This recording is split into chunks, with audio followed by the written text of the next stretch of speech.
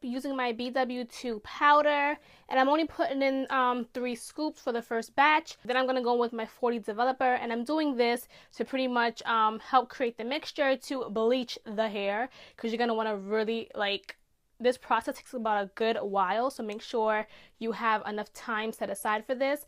I'm just mixing the mixture of the BW2 powder and a 40 developer, and I am just pretty much putting this on the hair because this is the first time we're going to be dyeing the hair. So I'm just putting it on the hair. I'm using my comb to actually comb through the hair as well, because I want to make sure that I'm getting every single strand. Like, the worst thing you could do with blonde hair is miss a few strands and have black streaks in the hair when you really want, you know, a nice blonde look. So that's what I'm going to do. That was the first bundle that we just did.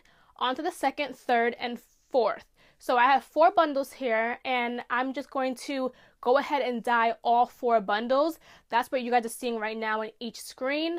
Then I'm going to go ahead and make sure you're opening the middle and really getting inside.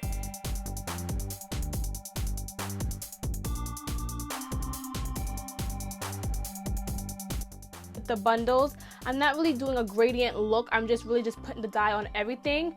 At this point in time, I am turning the brush kind of horizontally or vertical. I'll clarify.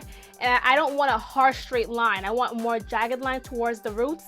That's what I'm doing right now, if you guys notice. And make sure you're getting in between, like, the hair. Don't just do a top coat on the front and the back, because you will miss a lot of pieces in the middle. This is how the hair looks. This is not what I want right now. The hair is just way too reddish and still dark. So I'm gonna have to go in back again with my BW2 powder and my 40 developer, and I'm going to have to do the whole re-dyeing process all over again for all 4 bundles and for the frontal again. So this is a very time-consuming project, guys. Like, this is not like I'm gonna do this real quick and it's gonna be simple. Like, you will have to dye this hair 3 to 5 times and hopefully the hair holds up. But this hair actually held up quite well. I am experiencing some, like, a tad bit of shedding, but for the most part it is holding up very well. I actually kept each time I dyed it, you can see that right now it's getting lighter, and right now what I'm showing you guys is some parts of the hair are still dark. Like, it's not taken to it all the way for some reason. So that's why I definitely went back in and did a 3rd dyeing. The frontal actually could have stopped right here, but I wanted to just go ahead and go a little bit lighter. For each amount of time that I dyed it, I kept the dye on the hair for 45 minutes. So 45 minutes each time. So 45 times 3 is how long it's gonna take for you guys to do the process of re-dyeing the hair 3 times. And I didn't dry it. Like, I slightly dried it, and then I was like, I don't have time for this. So I ended up just towel drying the hair really well and then going back into it each time.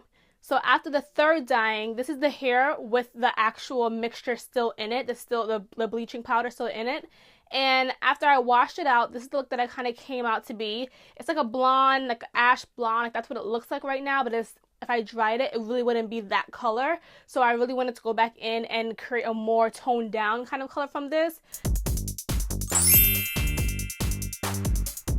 I'm using the same Wella toner colors, 2 bottles of T18 and 2 bottles of T35, okay?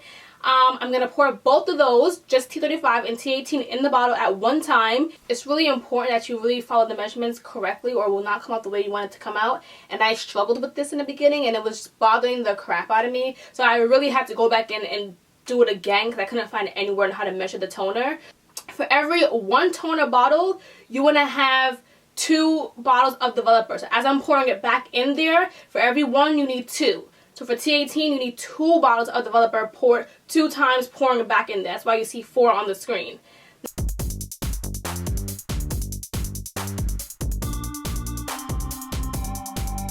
Now I'm going to mix it up. Your bowl will be very full, so don't be alarmed. Like, you use too much, it will be very full.